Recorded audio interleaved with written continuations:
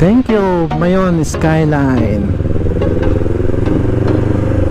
Grabe mga Lodski, kitang kita dito yung ibang kabundukan, no? Nagalit yung kasalubong kasi overtake nila, alanganin eh. Buti sana kung napakaliit na bus. Sige, overtake ka. Sige.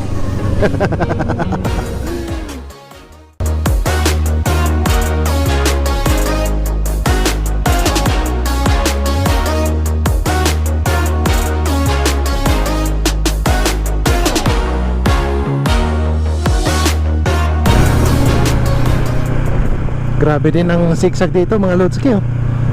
Grabe. Actually mga Lodski, paakyat na tayo dito, parting Mount Mayon eh. Nararamdaman ko na sa aking tenga na nasa itaas na tayong level.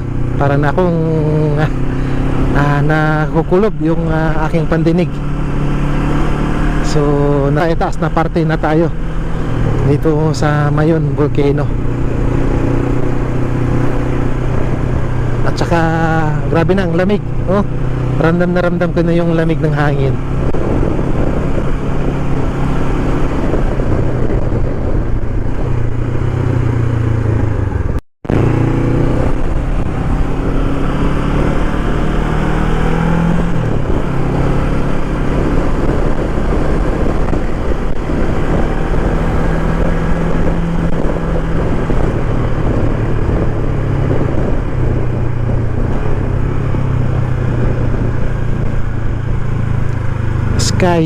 Sky.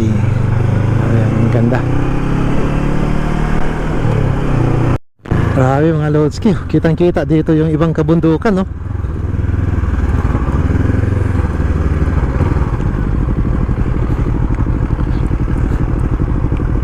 Grabe, oh. Ang ganda. Hindi ko alam kung anong bundok yan. Ayan, oh, ang lalaki din, oh.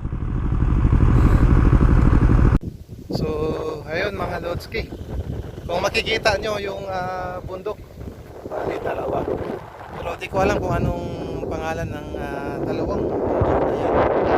Katapat lang sila dito sa Mayon Volcano. Ramdam na ramdam ko na yung lamig ng hangin. Grabe.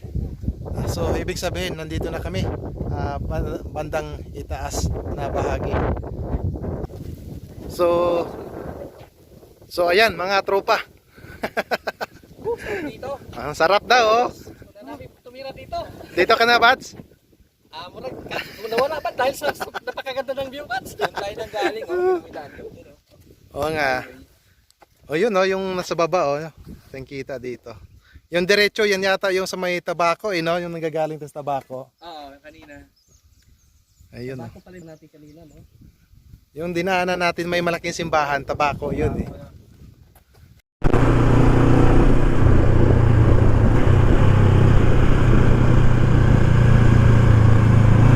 Wow, grabe. Grabe ang kurbada. So malapit na tayo mga Lodski. Grabing sigsagan din dito.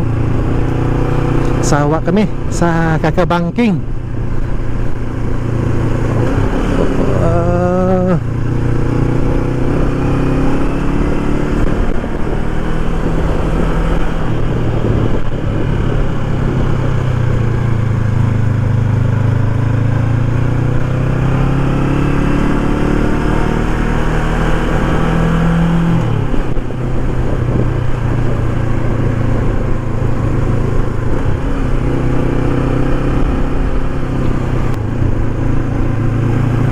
Ito na, oh.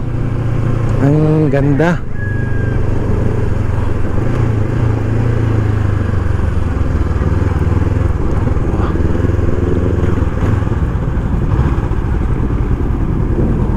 Oh, wow.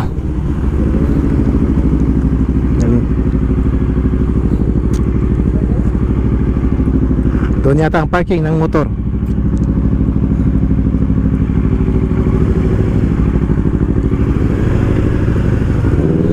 Kasi naka-design siya para sa mga motor eh. Oh, ang ganda pa pala dito, oh.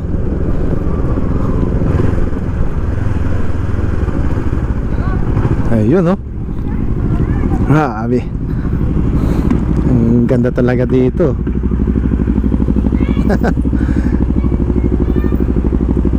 Oh. Grabe, ang ganda oh. Sobrang lamig pa ng hangin eh no? Ang lamig na ng hangin no? Hotel pala to dito. Mayon Skyline Hotel eh. Ang convention center. Tapos dito mga lodski oh, kitang-kita yung ano. Yan no. Grabe. Mas maganda doon. Ngayon mo. So ngayon maghahanap muna kami ng makakainan. Doon daw sa bandang itaas, meron daw doon restaurant. So doon kami kakain.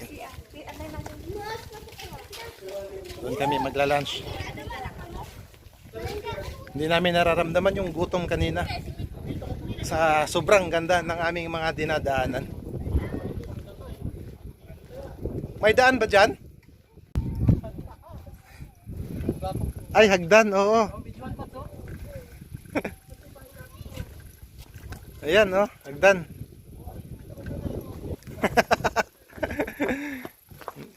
Parang hindi nakakasawa yung mga pinupuntahan natin, eh, no? Panalo, no? Masarap mag-ano dito, mag-ano, no?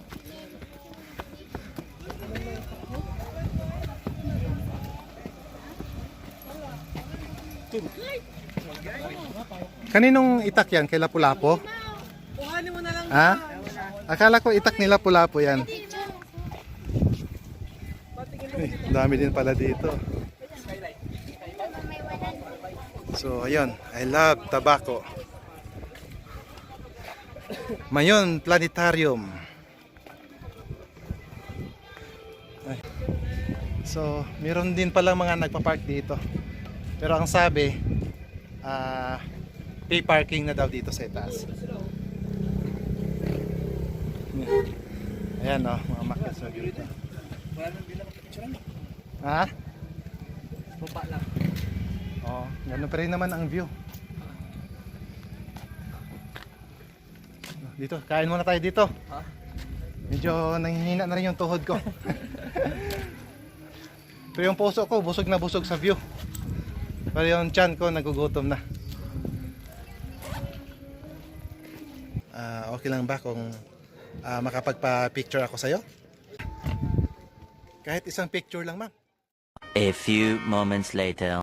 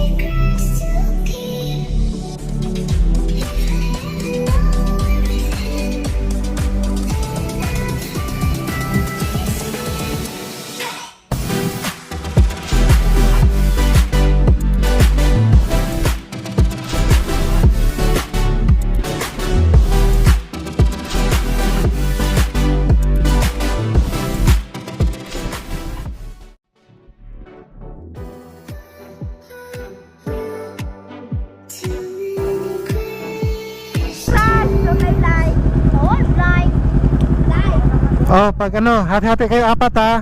Oh, 50-50 kayo. Oh. Hatian nyo pa rin. Makihati ka dun ha. Ha? Kahit wag na. Okay na sa'yo yung 100. Oh, sa kanila na lang yung 3. Sige, ang bait mo naman. Oh, ito na lang sa'yo. Ayan o, sa'yo.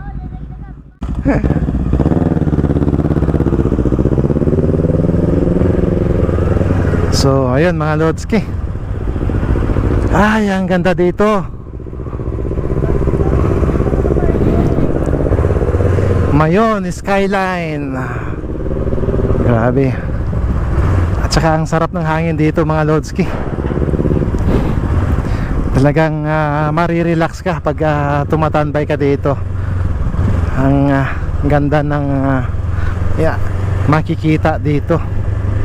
So ngayon papunta kaming dyan sa may Tabaco City, dito sa Albay.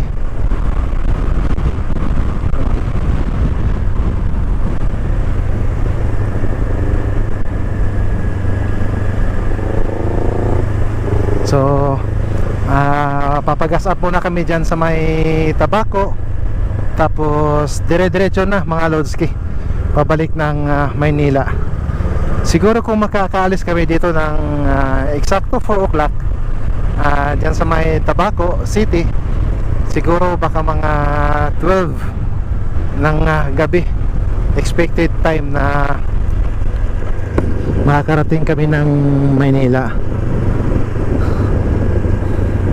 So yun, si Jesse ay hanggang sa may Nabua lang, Nabua Camarines Sur, hanggang dyan lang siya.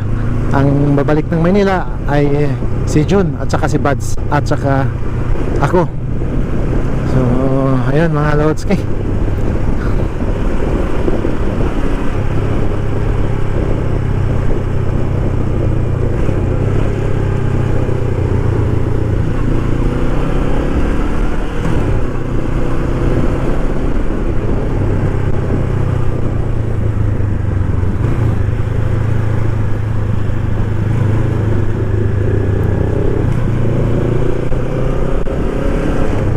kung hindi naman madulas ang kalsada dito mga Lods, siguro dahil hindi siya basa at saka mainit ang panahon ngayon, kaya parang hindi delikado sa mga riders na kahit medyo bumabangking-bangking dito. Ang sarap pa ng dito, sarap pagbangkingan, pero syempre mayroon pa rin kasamang pag-iingat.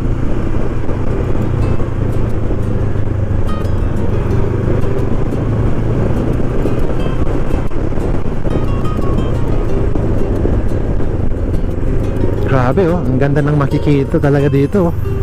Grabe.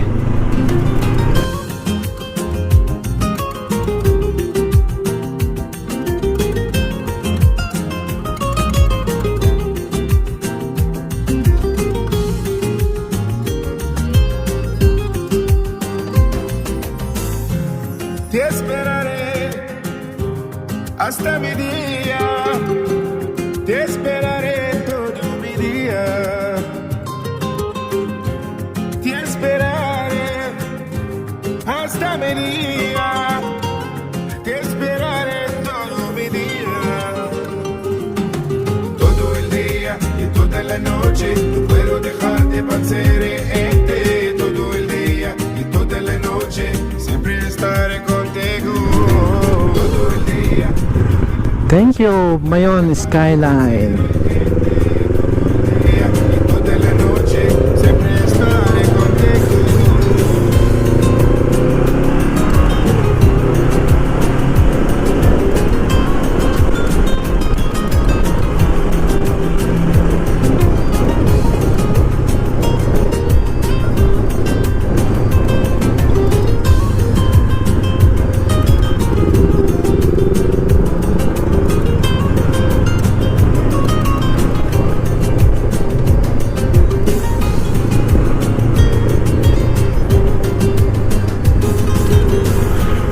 Te esperaré hasta mi día, te esperaré todo mi día,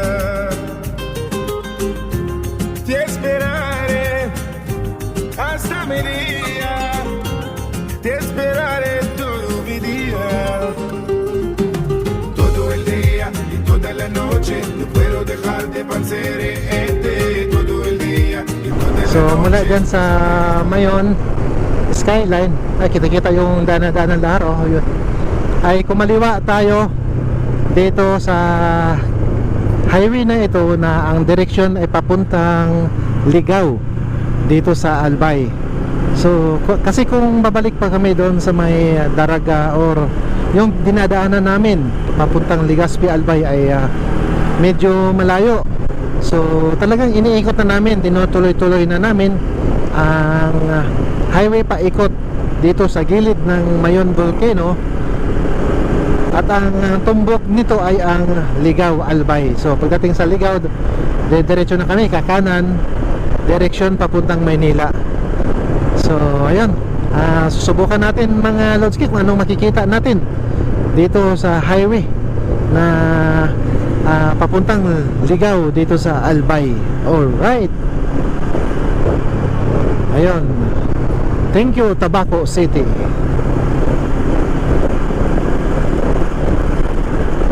Ayun, welcome to Ligaw na pala dito. May nakita na ako ng welcome to Ligaw. So ibig sabihin nasa area na tayo ng Ligaw. So malapit lang pala dito. Ito yung pinakamarami dito sa Bicol mga Lodski. Itong release ng train na nasa gitna ng kalsada. Magka-cruising sila ng highway.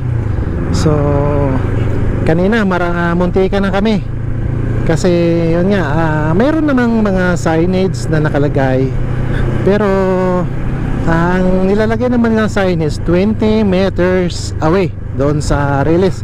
So syempre kung tatakbo ka ng 80 or 100 kph ay yung 20 meters away doon sa release ay hindi mo na talaga yon kayang-kaya ipreno. So minsan mabubulaga ka na lang. Maswerte mo kung ang motor mo ay medyo malalaki, pero pag ang motor mo ay mga maliliit ay kamatis.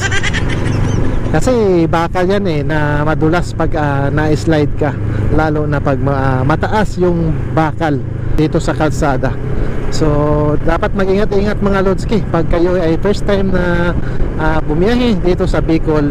So mag-ingat-ingat kayo doon sa mga release crossing dito sa Bicol region. Alright, 7 o'clock ng gabi, nandito pa kami sa may Sipokot. So relax lang muna. Medyo mahaba-haba na rin yung tinakbo. Nasa mga 800 kilometers na ba tayo? Wala pa. Meron Papa 800. Pa 800 kilometers na no? Mula kahapon. Halos. So pa 800 kilometers na yung takbo namin mula sa Binyan papunta dito sa Bicol, paikot. Lahat na dinaanan namin hanggang dito sa Sipokot pa tayo, di ba? Sa Sipokot. Sipokot dito sa Camarines Sur, pabalik na kami ng Maynila. Nasa almost 800 kilometers na yung tinatakbo namin. So mula dito pa Maynila siguro mga 300 kilometers din, mahigit. So aabutin din siguro ng almost 1,200 lahat na tatakbuhin namin mula kahapon. Parang nag-ano din, parang nag-boss Ironman din tayo, no? Oo. 1,200. At least walang oras, Wala tayong hinahabol. Oo. Ang dami nating mga magaganda na napuntahan. Solid ang mga namin sa Bicol, no? Pwede pa nga ako bumalik doon, boy. Parang bitin pa yung yung takbo natin kanina eh. Walang Tatanbay tayo doon. walang sisi sa view, no? Ganda. Oo, ang ganda ng Panalo. Sino kay piso? Hirap ng piso ba? wala ako ng piso doon. Ubusan ako ng piso. Ayaw pa ipatawad? Kaya pa. Picture? Ano? Picture lang? Video? Ano yan? Ano yan? Alak, kape. Kape lang, kape. Medyo lanta na rin kami pero konting pahinga lang tapos back na naman ulit. Mga expected siguro namin mga 12 to 1 nasa Maynila na kami. Okay, kita ulit mamaya mga Lodski. A few moments later. So, ayun mga Lodski. 8:20.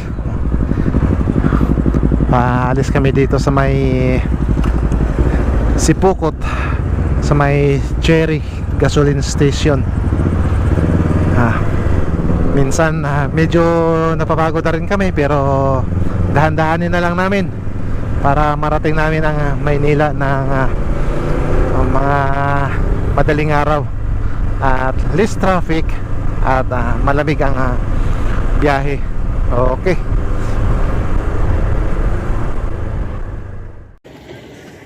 Bibili muna kami ng pasalubong dito.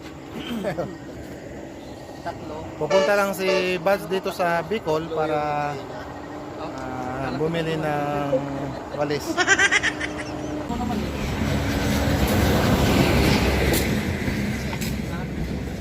Tatlo. Tatlo 100 yung ganyan.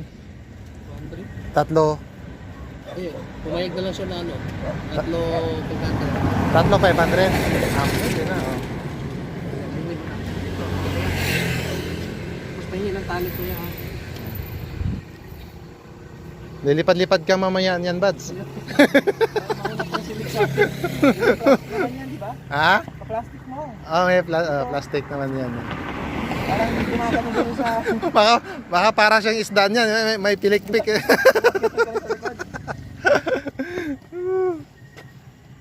Dami. Yung ganito Buds, ano? Ito. Anong tawag niyan? Pinuya. Oh, anong tawag niyan? Lusong? Lusong. Lusong sa atin yun. Wala na po ikargahan. Ito, bato ako, kuran. Yan, oh. Lahat ng mga produkto na anong tawag sa mga ganitong Kala ko. Boy, anong tawag sa ganitong mga products? Ha? Anong tawag sa mga ganitong products? Ito. Handicraft. Handicrafts. Lahat ng mga handicrafts nandito makikita sa Ragay na ba dito, boss? Lupi pa po. Lupi? Lupi. Ano pa si Pukot, Lupi tapos Ragay. Lupi Ah. from Norte? Sor. Kamsor? Kamsor. Mahaba nga Kamsor, boy, no? Parang Norte tayo. Oo. Biruin mo mula dun sa Nabua hanggang dito sa may Ragay. Kamsor. Ang haba, ha? Galigo, hanggang Galigo pa. Tagkawayan na, Quezon Province na. Ay, yung boundary niya. Haba talaga ng Kamsor, no? So, dito lang makikita yan sa Rupi. At mga handicrafts. Yan, kung gusto nyo rin ng pangkalang ng sasakyan, ayan, meron din, pangkalang ng truck. Yan, tapos meron din ditong kalan. Ito talaga matitibay, no? Tapos may mga walis tingting, walis tambo. Dami dito, halo-halo.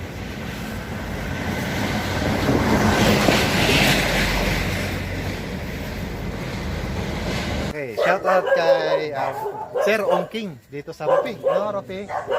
Ropi, Camarines Sur. Tali muna namin, baka mamaya pagdating ng Maynila, wala na yung binibili. May karton ka, kuya? Pang calcium, pang ano? Ako kasi meron akong yung malaki yon pag ito, iba't ibang klase ng mga may kung maliit kutsilyo, pero siyempre pag mahaba na itak. Mga bus, mga road ski, overtake pa rin siya kahit may kasalubong.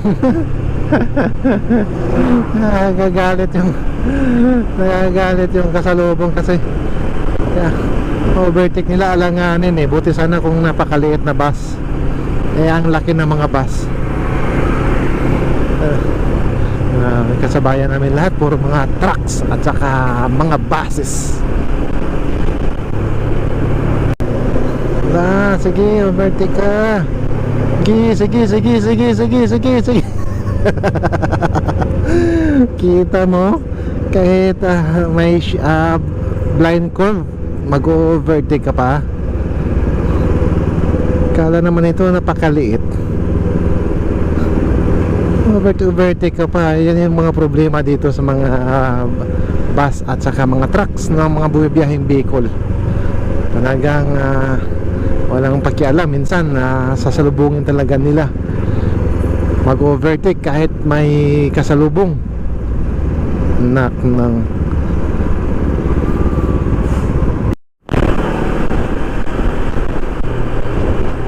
yan na, yan na.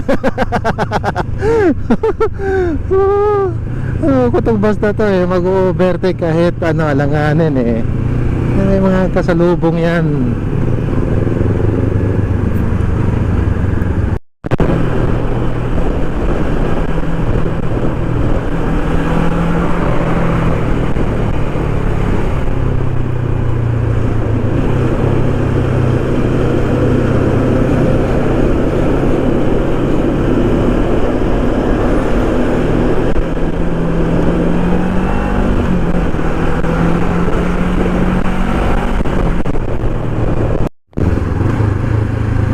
Alright mga Lodski, 1:05 ng madaling araw.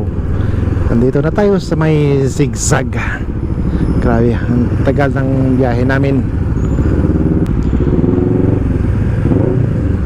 1:05 yung oras natin dito sa screen, mga Lodski, ay hindi yan accurate kasi yung fuse ng clock natin ay kinuha natin, nilipat natin doon sa nasunog na fuse kahapon. So nandito na tayo sa zigzag. Ito naman yung paakyat.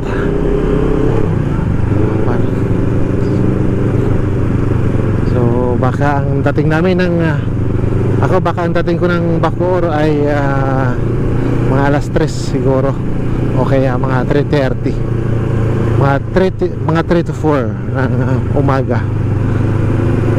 Depende sa stopover nito mamaya. Baka pag aantukin kami ay hihinto na naman ulit at magpapahinga. Okay mga Lodski, dito ko na lang tatapusin ng aking Bicol ride content. Thank you sa pagsama nyo sa akin mga Lodski. Chonski Moto Adventure nagsasabing God bless and ride safe. Peace.